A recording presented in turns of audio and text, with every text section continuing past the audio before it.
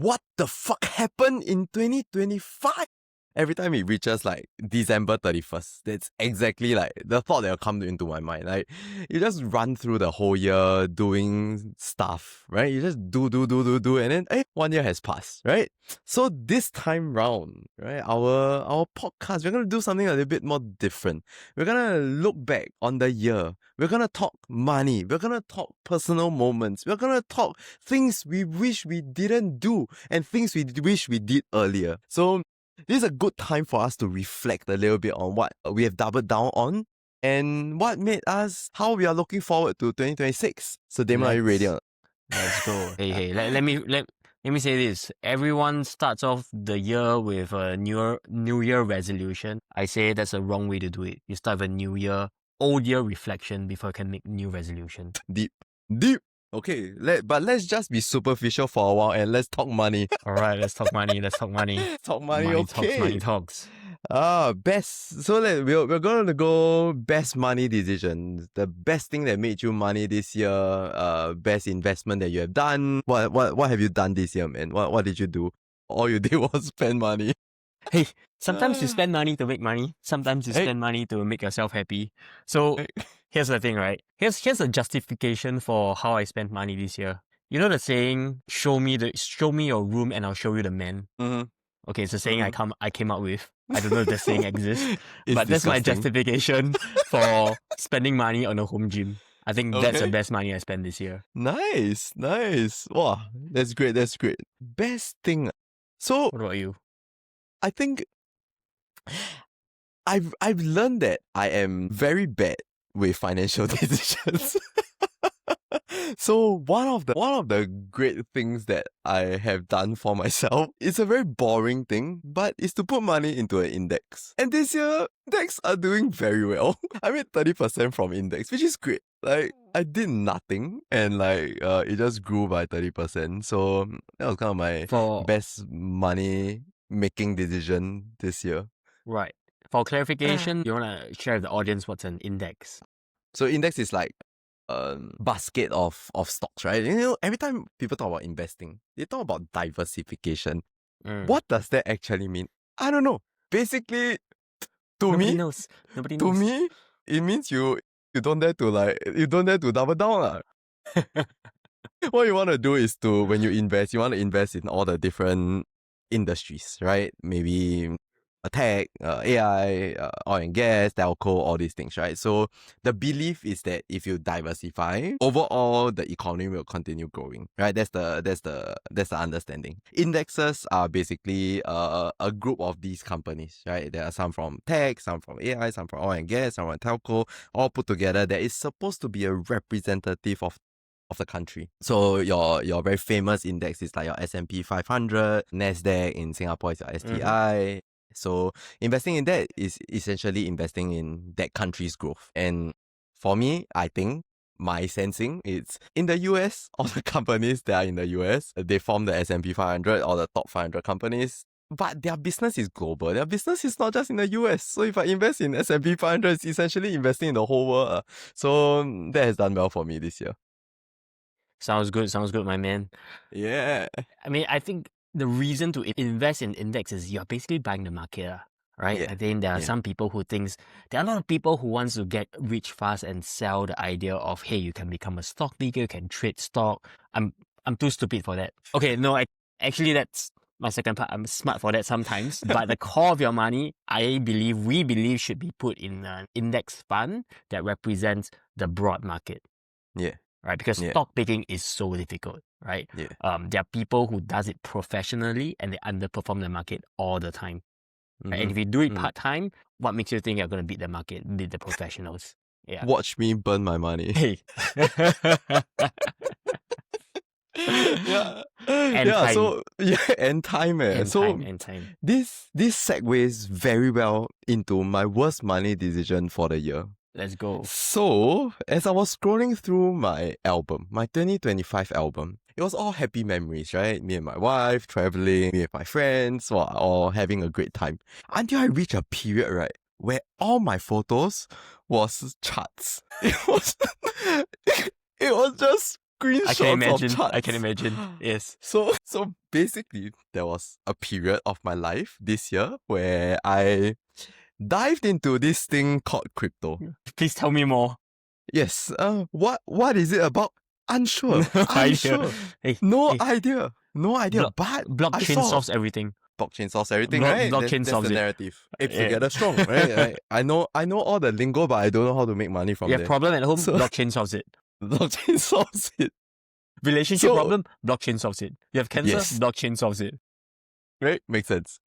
So then, over the years, right, we have heard many people become gazillionaires in crypto. So whenever suddenly there was a bull market, bam, my old chats of like crypto all suddenly start to like float up to the top, right? And at some point you're like, okay lah, this is not gonna last. But if it lasts for like 1 to 2 months, then you're like, oh my god, everybody's God. becoming a millionaire. Like, And you wow, they FOMO, anyhow the FOMO buy strong. buy this new coin and then suddenly like 100x. They don't even look for 10x, bro. While my Bro. index is making 30%. 30%. They 30%. They don't even Bro. look at wow. You- 30% is a joke. You're slowly earning that 30% in a good year, and then you see Yeah. some fucker buying fat coin that 1000x, and he'll be like, what am Yeah. I doing? You Yeah, FOMO, because- you FOMO strong. Why? Because fat only way is up, bro. Only is out, bro. So at some point, right, I decided that, hey, if so many people can do it, I'm not any dumber than them. I can do it. I put in 100k, bro. So I thought, right, this 100k, if everybody is 10xing, just let me make $1 million from this, right? Yeah. You can see all my charts. And then after that, it stopped and it all became holidays and memories. Yeah, that is when that is when the 100k went to naught, bro. Went to kosong, bro. I basically contributed back into the market. So that was Ay, my worst money decision. And I've learned that I really don't have the discipline of a trader. So after like we do business, right? Sometimes I think that I'm on top of the world. Like sometimes I think like, everything can be learned. Like I'm smarter than the average human being. But once I went in there, I started to realize that I'm too emotional about trading really. Like I cannot deal with the ups and the downs. When it goes up, I just want to make more money. When it goes down, I double down thinking that it will go back up again. Like I'm not trading with like the discipline of a trader. That was when I realized it is also a skill game. And do I want to dedicate my time to go and learn how to play this game? No. It's not fun for me. It's really not fun for me. And after that whole saga was when I realized like I have my own lane. Like there are things that I enjoy building. It may be the stupid decision, right? It may not be at this point in time, this is what makes you money. You should double down on it. But I've learned that about myself. That like I have my own lane. There are things that I want to work on, things that I enjoy. And I can see some people truly enjoy trading. Whether they win or lose, they truly enjoy trading. I don't. And that was my conclusion and learning about myself after spending a very painful 100k. do you feel like the money lost is a good lesson in staying in your lane? That there are a lot of ways to make money, but you choose the way that makes you happy. Yes, that's what a loser who lost 100k would say lah. That's true. I Bro. didn't want to win what. Bro, Yeah, I don't care. If I X, you think I'll be having this stupid conversation with you? Damn, if I 10x, I'll be like, bro, you still in trade 5? Noob, what the fuck? The world is moving on. Yeah, I didn't want to win to begin with. What?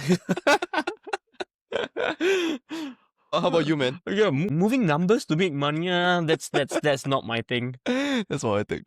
That's not my thing. Okay, Yeah. my worst decision. It's a win. That's also a loss. Okay. Okay, so at the beginning of this year, I was researching into the AI trade, into companies that can benefit from AI, Okay. right? And I discovered, and I settled on this company called Micron. Okay. Okay, Micron basically it's a high bandwidth. It's a maker of RAM, which is Okay. your computer, your phone has RAM, Yeah. but that's I fixed my Sim Square computer before.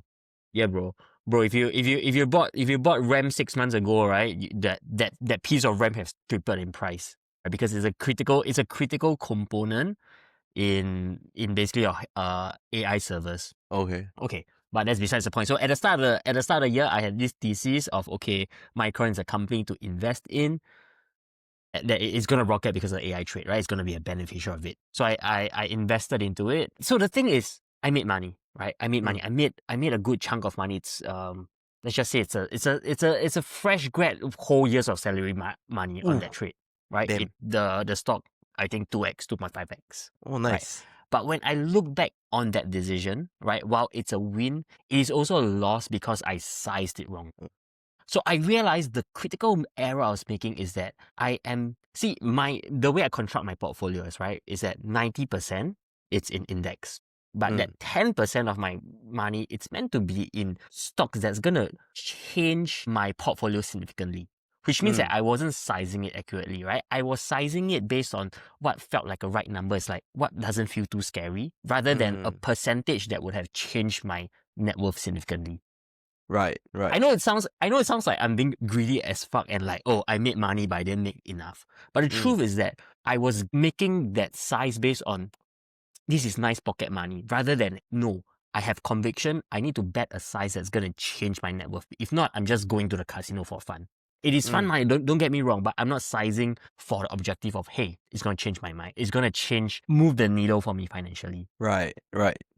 So I think most people when they invest, most people that has invested, they kind of know what an index is, and like it's kind of like your de facto safe long-term investment, right? Are you suggesting that for once you have set aside your investment money, your 10% used to be what we call your fund money, and the fund money's goal is to X or 100x. That is the objective. It is to try to find the moonshots. And depending on, for most people that are investing smaller amounts, that you can all in every single time, right? Try to find that moonshot. But if you have a higher absolute dollar amount, it should be sized based on the percentage of that rather than size based on what seems scary to you. Yeah. Right. So I was maybe we are using the word sizing confusingly. Sizing means the amount of money I bet on the stock. Right? I'm using an amount that feels like, oh, this feels like a lot of money, not based on as a percentage, how much do I need to put in as a percentage of my overall net worth, how much do I need to put in to actually make a dent in my quality of life, Right. even if it goes well. Right? So it's like, yeah, at the end of the day, it feels like I'm going to a casino for fun, not going to a place that's going to change my life. And that's the wrong part. And the bigger lesson I realized is that the reason I was doing this is because when I was betting on a stock, I kept thinking about what is the worst case scenario, right? The worst case scenario, I thought that it's, hey, I might lose all the money. But that's not realistic, right? Try Two crypto, things. bro. Crypto, that is true for crypto. Yeah. Right, but most of your stocks, right, if it's a large cap company, the drawdown is maybe 50%. Yep. Right, your drawdown is maybe 50%. And even that's like crazy, especially a large size company. Drawdown 50%. Right? But the upside might be 5x, 10x. And these are the kind of bets you want to take every single time, right? Where even if you bet 10 times, the downside is 50%, but there's a good chance that it will 10x, 20x, you should take this bet every single time. But I wasn't considering that. I was thinking like, oh shit, it might go to zero. Maybe because I was in the freaking crypto phase with you where stocks were going to zero. Right. But stocks are different, right? Especially if you're talking about large cap companies, right? I wasn't thinking about asymmetric risk. Right, and when I'm not betting on that, you lose out a lot. And I realize this is something that it's something that I admire you about. You are the type that if there's $1,000 in the pot for in between game, and you have a ace queen, 100% all in all the time, which probability makes sense. But most people at a certain amount, it's scary, right? It's scary to kind of all in every single time. And you take all the outliers of people that has actually what they call hit the goalpost and they pay double into it as kind of like a fear to not do what the probability actually tells you to do. Right, and that is the reason why I cannot do trading. I cannot do trading. I'm too emotional about this whole money thing already. True. Yeah. Yeah. But like, yeah. That totally makes sense. I should kind of go and take out 10% Huh? and start to find some moon Go back shots, to bro. crypto. Fat coin. Fuck coin. I have a bunch I of don't know fat whether coin to now sell you. still fuck coin or not. Yeah, okay. Money. We're done with money, right? Money is to serve purposes, right? Is to buy experiences, is to live the type of life that you want to live. Let's go personal moments. Best personal moments. Let me go first. So this year one of the I think I know what you're gonna say. bro, Bro, you only have one right answer, bro. I Okay, doubt so. Yeah. Let me just remind you just had a kid. There's only one right answer. We'll get to the kid later on. Okay. But one of the big thing that I have done for myself is, it's actually starting content creation. And it was I think the a part of me was always like trying and then not trying, and then suddenly I decided that okay, I'm gonna try this full on as like what a content creator rigor would look like. And what that I saw some traction, and what that eventually led to was my first Jam with Joshua event. And that moment felt very special to me. That moment where we could gather like 100 plus people with like either entrepreneurs or people that want to try to build something all in one place, and with no plans on what the itinerary is going to look like, but everybody seems to have a great time. And all because I decided to share some of my inner thoughts online. That was something pretty special for me. Yeah. Congrats, bro. I remember being there for the event. It's really quite special that Yeah. putting your thoughts out there online can create such a community and bring people together. That's incredible. Yeah. And I'm so proud of you for the consistency in the content. Hey, thanks, bro.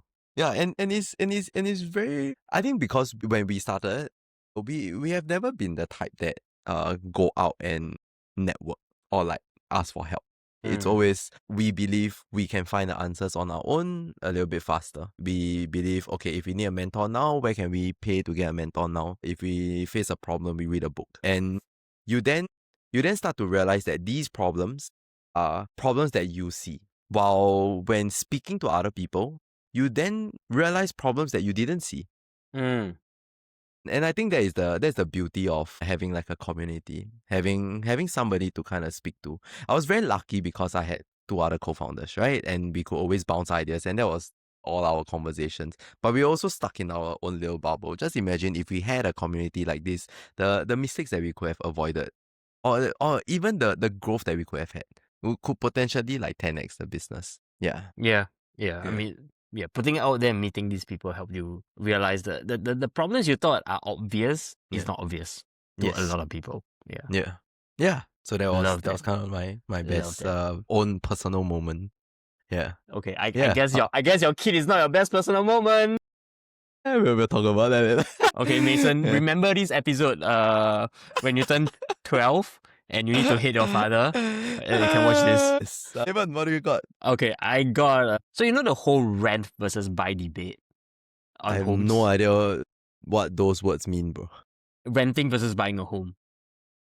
Okay. Right. So I think my best personal moment this year is that... So I think what is missed out in the rent versus buy debate is that the thing you can't get with a rental home is that you can't make it a home. It is much harder to make it a home because you can't renovate it precisely the way you want. So the best moment for me is really that, hey, I bought a home, right, of the size that I want, and I created it in the way that I want, which is a space that can host people. And I think one of the best moments for me this year was when that actually happened. When all my friends, you guys, right, came together and hung out at my place. That was a very special moment for me because it was a home I created, a space I created for the purpose I want. And I think, again, that's the beauty of buying versus renting.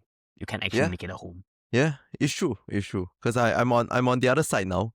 I had a home. Okay, I still have a home. But like now I'm currently renting. So the argument when I was gonna rent, I had this thought in mind of like, okay lah, you can do anything that you want in a rental home if you are planning to stay for like 5 years. You amortize it across, right? Financially, it is okay, right? Financially, it is okay. But it then really became a much more, after moving in, I realized is a bigger emotional decision to make than just like, oh, just renovate or just put here, because it doesn't feel like it is yours. It feels like Yes. it needs to be returned. Yeah, because like all your smart people online is all like random buy, right? Take that. Logically, maybe it makes sense.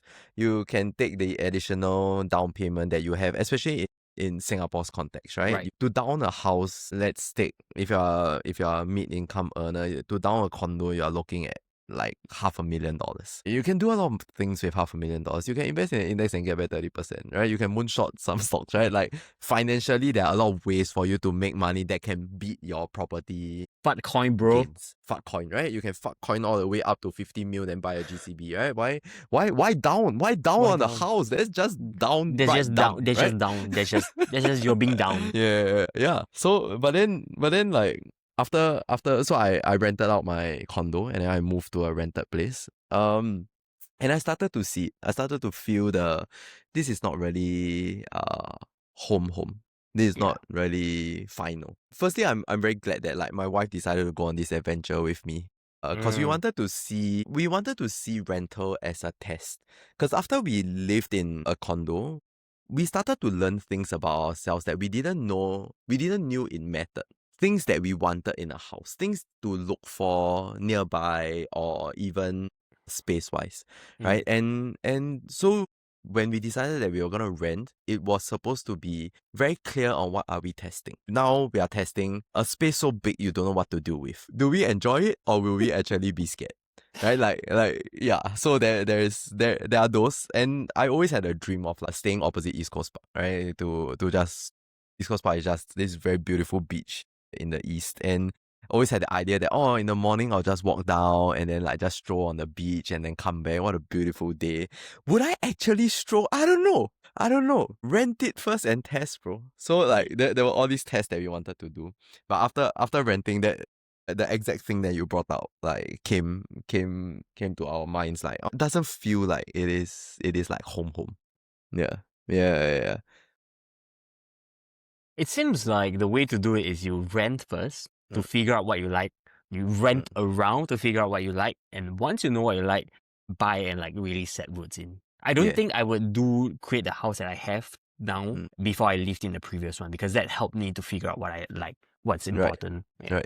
Yeah. And also one of the big decisions, it's where to stay once the kid needs to go to school, and that whole debate is crazy, bro. We'll talk about it. And we'll bring an expert on someday just to like ask about this, because it is weird. The sheer amount of energy and financial investment to like find a house just for a quote unquote good school for a kid to enter, it's mad. Like it only exists in Singapore, I think. Like it's crazy. It exists globally. But yeah, we should bring in an expert 100%. Yes, we should bring in an expert.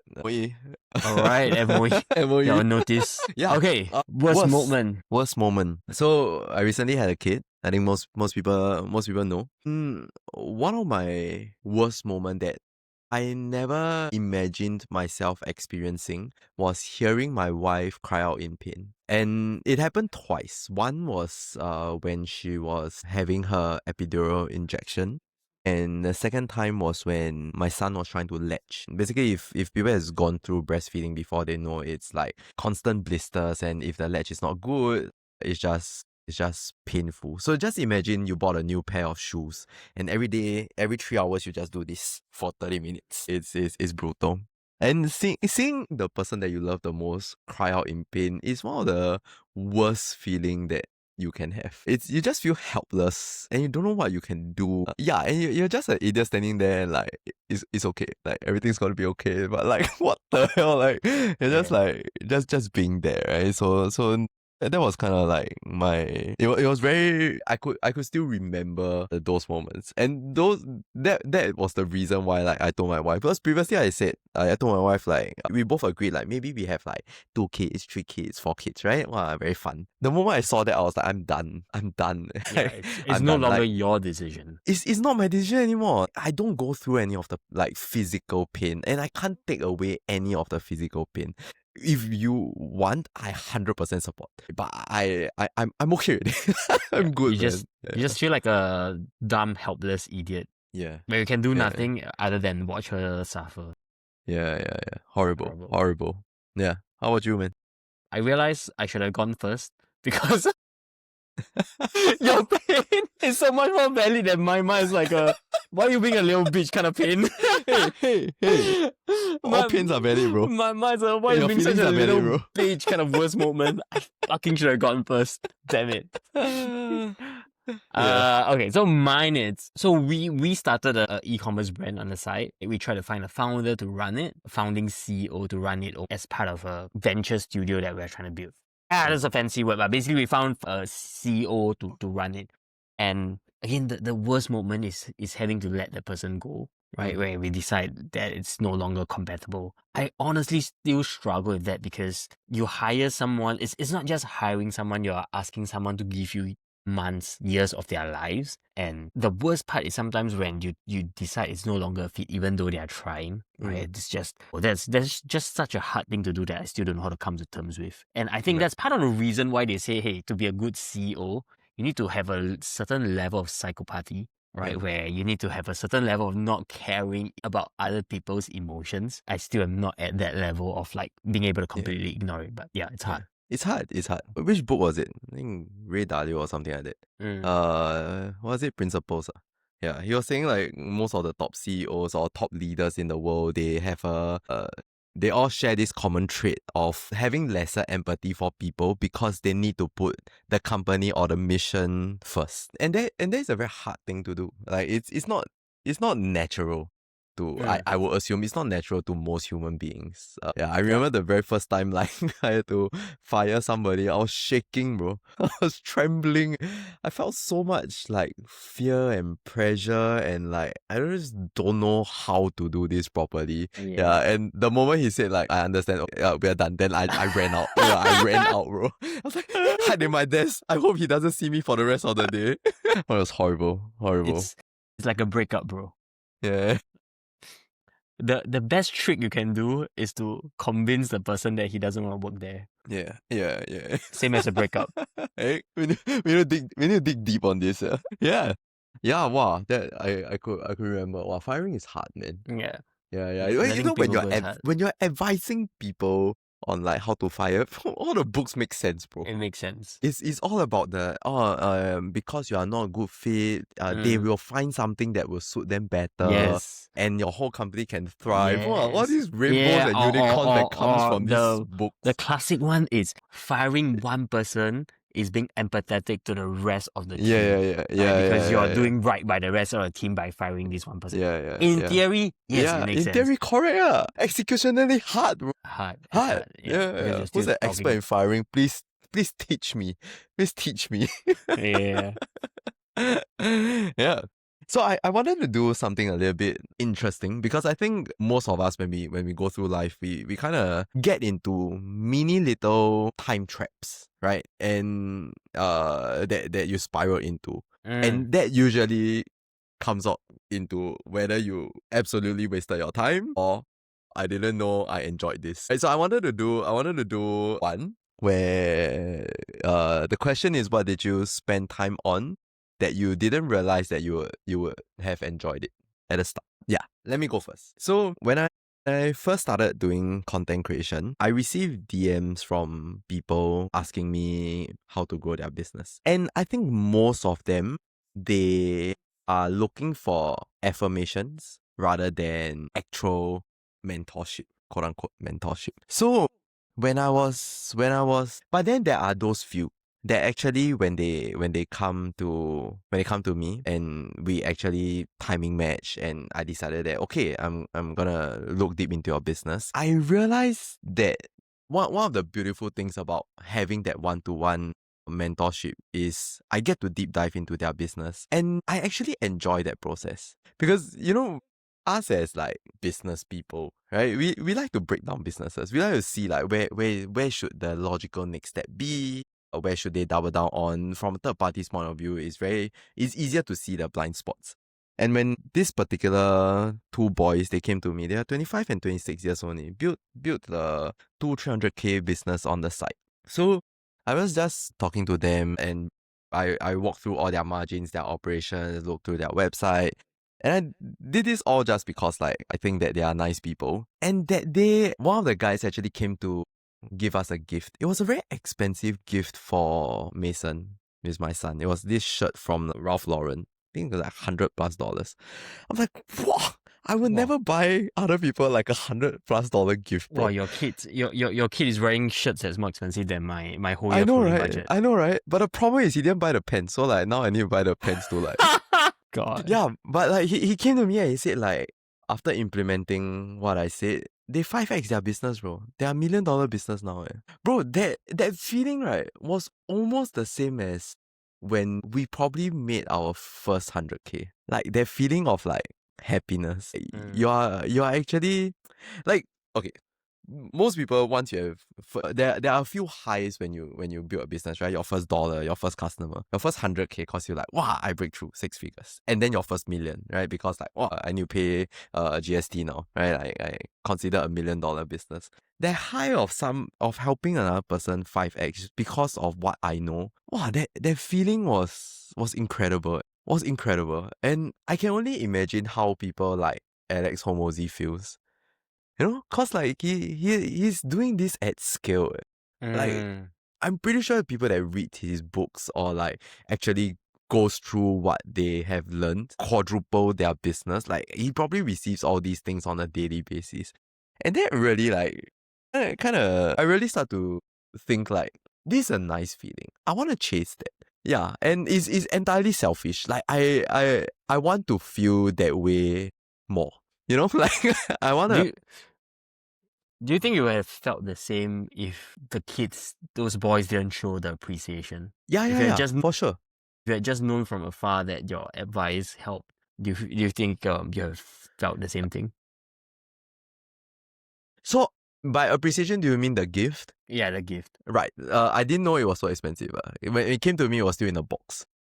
Right. Yeah. So that it wasn't really the gift. It was more of like on some level, I always have doubts about whether what I know is it actually applicable to more people. Is it actually able to do things at scale, right? And because most of the things that we learned was brute forced. We kind of brute force our way through. We learned some, and I think after some time being in this game, you start to realize there are fundamentals to this game, and the fundamentals are things that people that might not have went through the right resources, they might not know. And the moment you show them that they are like, it changes the entire game like immediately. And I just want to be able to feel that feeling a lot more. So it's not so much about them showing you appreciation in any form.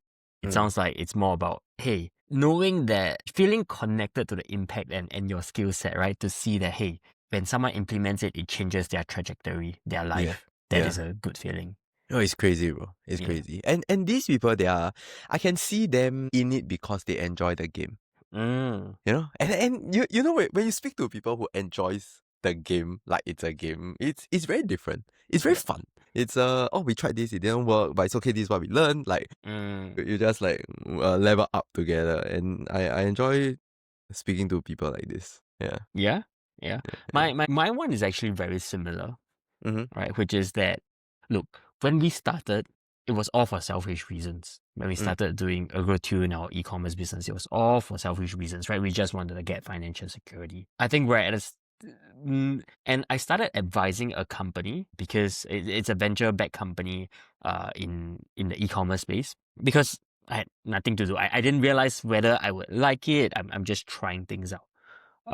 But seeing that, similarly, my advice, right, what I told them about, hey, you need a foundation in terms of having that tracker for understanding your margins, your contributions margins, and how it then lead into ad spend, that completely changed their business. I mean, it took time, right? But when I first met them, they were losing like 200-300K a month. Now they are almost profitable. Damn. So again, I started out with a very selfish reason. I didn't want to be irrelevant. I wanted a way to continue making money. For whatever reason, I wanted to continue making money. I didn't want to feel irrelevant. But now, seeing that outcome, it's like, wow, I really actually enjoy this process of being able to help put again, it's a thing of, hey, whatever we're telling them, right, the answers are actually available online. But sometimes we have a purpose of, okay, it needs to be spoken to us in our specific manner, and us meeting them at this place and time to help them in this way. Yeah. And like I really feel like whatever higher power that made us go through the whole ErgoTune journey at a younger age, I think it was trying to get us to upskill a lot faster so we can help a lot more people. Right. And it's, I don't know, that's my current thesis. So yeah, whether how to do it is the question. But I think right now, when these small moments turn up, I really appreciate that I am in this game. Yeah, it's true. I think we're all built. I think that what makes a person happy and fulfilled. We often think that it's just about getting more money, more resources, or doing things that makes you happy. But I think what we often miss out is that we need a sense of contribution. A sense of contribution gives us purpose. And I think we're at that stage where let's find that sense. Again, it's selfish, right? But we're trying to be connected to that sense of purpose and reason. Bro, I'm damn selfish, bro. Like, it is for selfish reason, but if it does good for people, hey. Yeah. If me selfish, the person asking for advice also selfish, but we both get our selfish needs met. All good, bro. Yeah, bro. It's like sex, bro. Hey, is sex selfish? I thought it's just capitalism. I think sex is a better analogy, right? Is sex selfish? Both people want to have their needs met. It's but true. At the end of the day, they are both satisfied. Hey, makes sense. I think. I would like to think they are satisfied. I've never asked for feedback, but I would like to think so. Time to do an NPS score, bro. Who are you to recommend to your friends? Okay, let's go on the flip side. What did you spend time on that you realize is an absolute waste of time? Okay, I've got a good one for you. I wouldn't say I've got a good one for you. I think what I realized is you need contrast therapy for flying business class. Use more words. Okay. So here's the thing, right? After we sold the company and because we were running a lot of ads, we started earning points that allows us to fly business class. I started flying business class and I got so comfortable with flying business class. I'm like, okay, anything above 6 hours, I must fly business class. Okay. But recently, spoiled. I'm damn spoiled also. Yeah. But recently, I was taking a flight back from Australia. It's like 7.5 hours. And I decided for whatever reason not to upgrade to a business class. And you know what I realized? I realized that, hey, it's actually not that bad. It's okay, right? It's okay to fly economy. Okay. And I think that's the point, right? I spent a lot of time, a lot of money on trying to fly business class. I think, yes, it does give a certain amount of happiness, but I also think it's important to have that contrast therapy of, okay, reminding yourself what economy feels like and connecting the idea that, hey, two things, right? Is that when you fly economy, you realize that it is what it is. It's not that bad. Even if I lose everything or most of my things, and if I have to fly economy, but I still get to travel, I'll be okay. But also, every time you fly economy, the next time you fly business class, it's so much more enjoyable. Right. So are you saying the thing that you spend time on that you realize is an absolute waste of time is mouse hacking? That is such a waste of time, right? I think I wouldn't say it's an absolute waste of time, but I realize I keep thinking, hey, I need to spend. I want to be comfortable on my flight for that 7 hours, but I probably spend like additional 7 hours trying to get the perfect flight because I am mouse hacking, trying to optimize my mouse and then plan my itinerary around what I can redeem. Right? Like by given the amount of time I spent on trying to get that flight, I might as well just fly freaking economy and just tough it out for a few hours. Yeah. Am I actually saving Makes time? sense. I don't think so. No. Well, I spent a lot of time mouse Way too hacking, much. yeah. Way Wow, too it's much crazy. time. Yeah. It's a mouse collection, the calculation, the redemption, the planning around that redemption dates. It's all Right. pain in the ass. And Yeah. you realize that if I just lower the standards of it's okay to occasionally sometimes fly economy, life is so much better. So are you still gonna mouse hack? I mean, I'm doing a very minimalist version now. Right. I mean, I still do. You go. Well, I mean, I still do it, but in a not an obsessive, like maximizing every dollar spent manner. Right. Did I tell you I kind of semi-automated the mouse hacking process. Okay, it's not really automated. I just set in guardrails. So for those with, some cards you have like bonus mouse on a particular category spend. I put a credit limit on that card based on that bonus. So then I don't overspend it. And once it hits that limit, I just go to a general card. Right. Yeah. Yeah, makes sense. Makes sense. Yeah. It probably is not the maximum optimizing structure. And when I speak to mouse hacker, right, I feel like they want to puke at my decisions. Ooh, yes. Wow, they're all these purists there. Yeah. I mean, I used to be like that. I used to remember calculating down to like every card I need to spend exactly within the $1,000, $1,500 limit. It's so much more mental stress. And for what? For what? For that 6 hours of enjoyment? But I spent 20 hours for 6 hours of enjoyment. Yeah. Not worth it. Not worth it. Okay. So for me, I've been on a drug. This is a modern age digital drug. It's the type of drug that people tell you don't consume, but you just want to try it. And once you try it, you just cannot get rid of it. Loving the hook, bro. Your tease is strong. It's called short form reels, bro. Yeah, bro.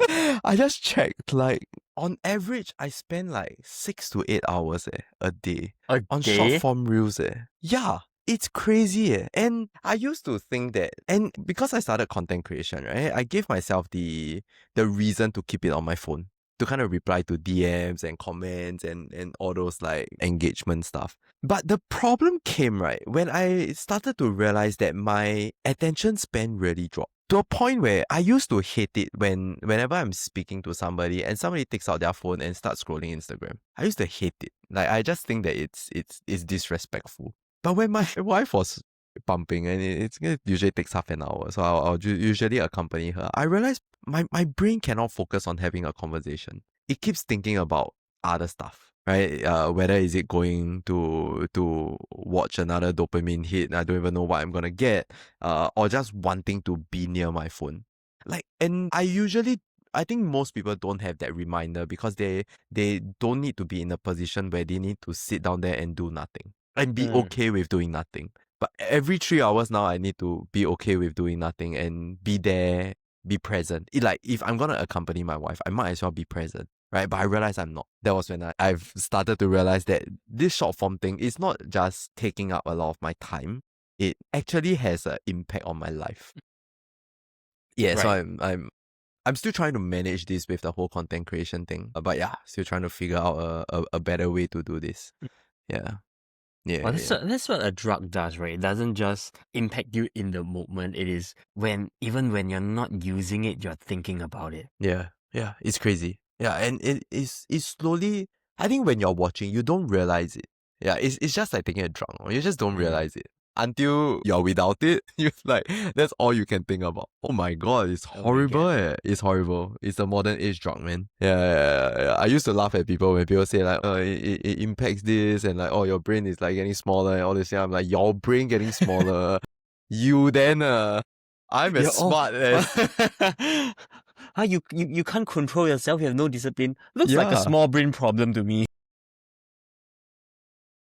Yeah, so that's something like I wanna be a lot more intentional about lah. Yeah, maybe like just be okay that comments and DMs be replied 24 hours late. Sometimes I think like, oh, I need to reply immediately because that will increase the engagement and they will get the views. Do I really need the views? I don't really know. Like, am I really serving my purpose? I don't know, bro. But like, I know Homozy doesn't reply to all the comments. That is true. That is true. That is true. Yeah. So yeah, I'm trying to figure out a better way to do this. Yeah, that's a tough one. That's a tough one. Yeah. So I think we are. It's a good reflection for 2025, looking back on right and wrong decisions. And when I was planning for 2026, have you heard of this guy called Jesse Itzler? Tell me more. So Jesse Itzler, it's a very is the type of founder that I wish I am. If you ask most people idolize entrepreneurs like Elon Musk, Mark Zuckerberg because they have built great companies. I idolize Jesse Itzler because the way that he builds his company and the way that he leads his life is very balanced. And it's the type of life that I want to have. So he has built very successful company. He's sold off like a jet company and he started a jet company with no money. Wait, was he the one that backed mineral vitamin water? Yes. Or is it He's the one cocoa that water? started Zico coconut Oh, okay, water. Zico. Okay, coconut water. Okay. Yeah. So he sold that to Coca-Cola. Also, his wife is the founder of Spanx, a billion-dollar company. I think. Right. Okay. Yeah, Power yeah. couple. Couple. And if you look at the things that he has done, you think that he is a bit mad, right? He has cycled across America. He lived with David Goggins for a year. So one of his most famous kind of teaching to the world is this concept of Misogi, where it comes from Japan, where every year you choose one thing that is year defining. So if you look back on most of your years, right? If I ask you what you did in 2018, 2019, probably a blur. Right, like you might not be able to pinpoint one thing that you have done that is a year defining activity. So the Misogi is basically trying to figure out what your year defining activity is and spend that whole year with intentional effort on trying to achieve it. I think that is something beautiful because most of the time when you think about your Misogi, it wouldn't be more like your money or stuff like that, right? It's usually something a little bit deeper. It could be, I don't know. For him, it's like cycling across America because he's a very outdoor adventure type person, and every year he gets to say that this is the thing that I'm working towards. So I really wanted to kind of think about this Misogi thing. What he's doing is to create a time capsule. He's slowing down time for you. Because the reason your years goes by in a blur is because every year feels the same, right? When people ask you about your day, it's like, same old, your year, same old, right? By defining something special for the year, right? That makes that year special, right? You remember exactly what you did 2018, right? Imagine you do Ultra Marathon 2018. You remember that year. Imagine you stage a show that you've never done before in theater for 2019. You remember that year. Yes. Right. I think that's the whole point, right? And I think you admire him because they're basically one type of founders who is, okay, their whole point is to play the game of business. Your Elon Musk, Steve Jobs of the world. Then there's people like him whose whole point in life is to play the game of life and business is part of it. Right? Yes. And we admire that kind of people. We admire both, right? Yeah, But we this admire is this is a special type of people which I would argue is harder because it's so easy to get sucked into just the game of business. Especially when you're good at it.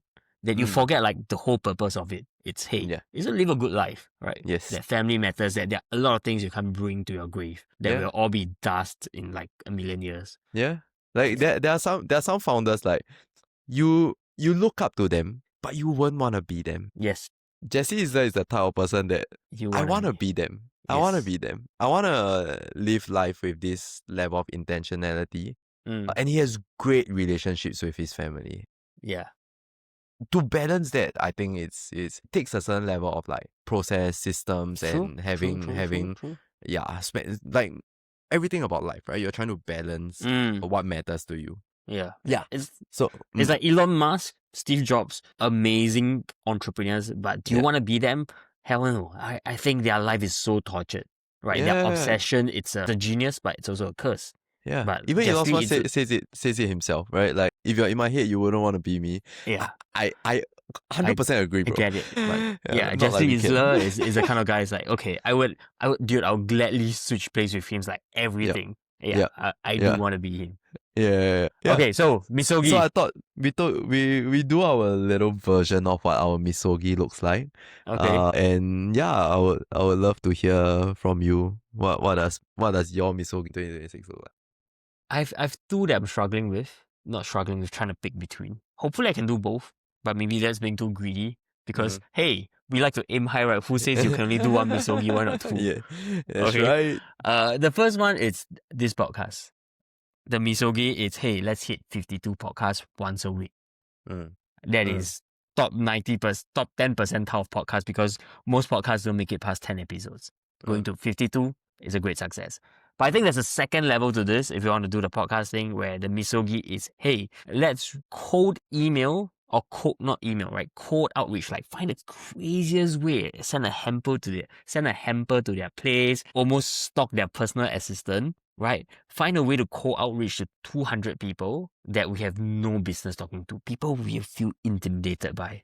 Right? The likes of Elon Musk of the world. People who are like, why the fuck would they talk to us kind of people, who makes us feel a little bit afraid. Right. Or not afraid, not a little bit afraid. In fact, crazy afraid. Like, why am I in the same room with this person kind of people? Right. Damn. So that's one idea. I think that's a cool one. I think we should pursue that. That's a cool one to target. Yeah. Because a Misogi should trigger a few things, right? There should be a real fear where you almost feel nauseating trying to tell people that you're trying to do it, right? There's a fear of embarrassment, irrelevance, loss. I think this fits the criteria. How about let's make it a bit more concrete. By the end of 2026, I want to have a billionaire on this podcast. Right, 1 sounds good. billionaire. Okay. I want to have 1 billionaire that has no business to hang out with us at all. Okay. To come on our podcast and kind of do this whole Shazam together with us. Like, dance around with us little clowns. Like, Okay. let me dig into your little head. Okay. 1 billionaire. Not that 1 hard, billionaire. bro. A lot of billionaires Yeah. in Singapore and neighboring countries, bro. We go global, bro. Let's go global. True. 1 billionaire. Nice. All right. Nice. Our Sounds great. casting call for billionaires in this region and around the world. If you want to hang and talk, please hit us up. That's right. You know who's my dream? I actually really wanna. One of the dream is to have James Dyson on this podcast. Oh yeah, that would be amazing. Yeah, I think he's what I imagine a true blue DTC fella, engineer background, build e-com business, like with inventing new technology, changing people's lives, like Cyclone Tech. Like, I wanna hear everything about that, bro. I want to deep dive into that mind. Yeah, and he's in Singapore. Yeah. Knock on his door, bro. Knock on a penthouse, do crazy things to get noticed. Yeah, that sounds great, man.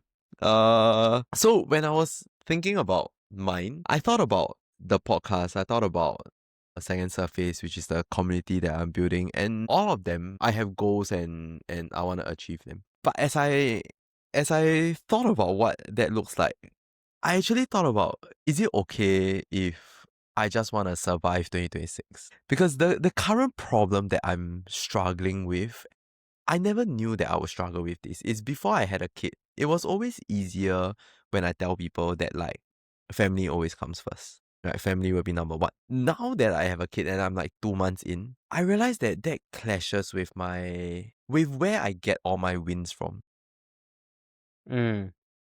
All the identities that I've built previously, about whether is it being a very disciplined person, exercising, meditating, the whole morning routine thing, or building a business and focus on solving problems or like helping other people, like all those Shazam, it's all gone.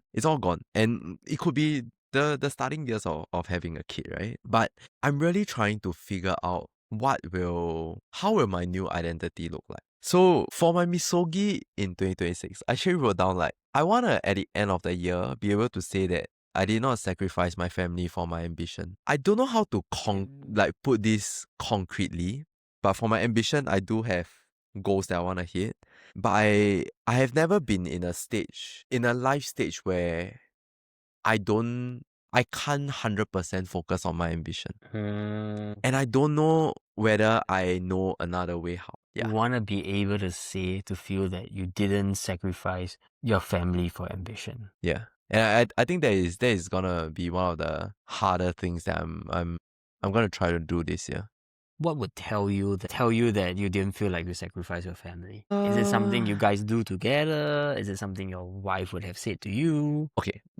If we put it concretely, it could be time spent, which is probably a very weak indicator. So one of the trade-offs like now I need to do, it's for certain activities that you do with a kid, right? Mm.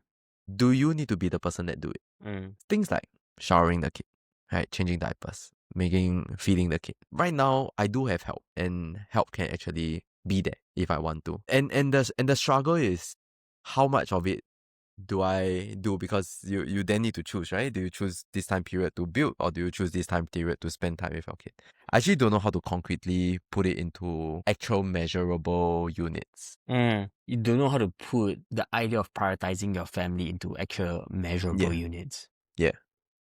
Your de facto way of online communities is look at your calendar. Yeah. Yeah. But Yeah. I also realized after 2 months that my kid doesn't follow my calendar. True. Maybe a more self-punishing way, and I'm just throwing things out, is that you do something for your kid that you could easily pay someone to do that you don't want to do. Yeah.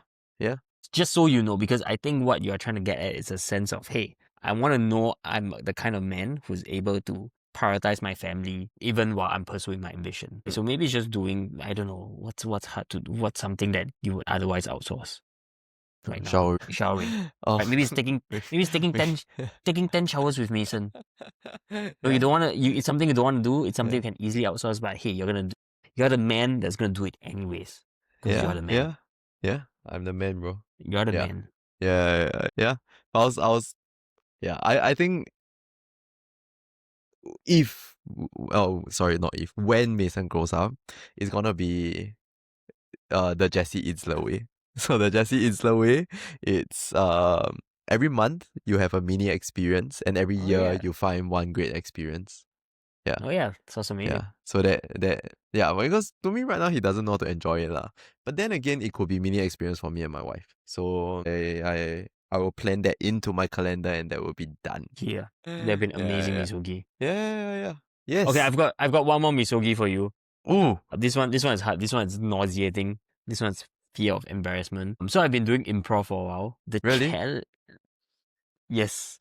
The challenge with improv is that to get good at it, it is a team sport. And you're doing team sport with adults, which means to get good at it, you need to schedule and plan. And that's very hard, right? You can't train at your own pace and get really good at it. Now, there is a version of improv called solo prof, which you don't do with a team. You just like fucking perform on your own. You play multiple characters. It is both a test of like you're on your own, and it's so fucking embarrassing, and the skill level that's required to pull that off is so hard. Damn. You're gonna have a solo prof show.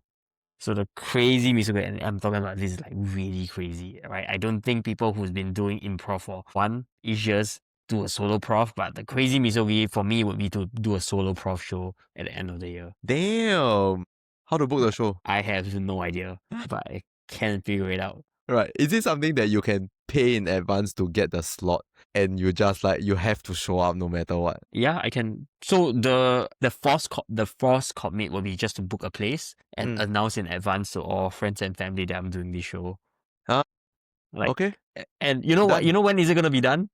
It's When? gonna be 1st December next year. As late as possible. I'm gonna give myself a full fucking year, bro. Can you not do it on the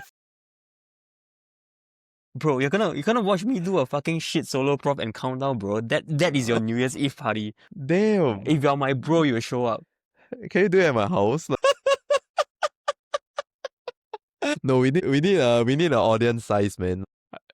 I don't feel like your house is big enough for my ambition. Bro, I'll book the freaking arena. I'll indoor stadium it for you. Nice, that's a good one. Please let me know once you have booked and secured the arena. Okay. To be sure, to be clear, I'm a bit terrified of committing to this. This is huge. Okay, let me sit on it. Book first. Yeah, Okay. yeah, yeah. I Am I heard, committing in public? bro. Is this Yes. podcast going to be published? Yes, Is of it, course. are we ideating here or are we committing here? Committing. This is a commitment? Bro, we only commit, bro. We don't ideate. Yeah. We have too much ideas. We need to start executing, bro. Fuck. Alright, I think that's the pot. Alright, there's a pot. Alright. See you guys soon. Bye. Bye.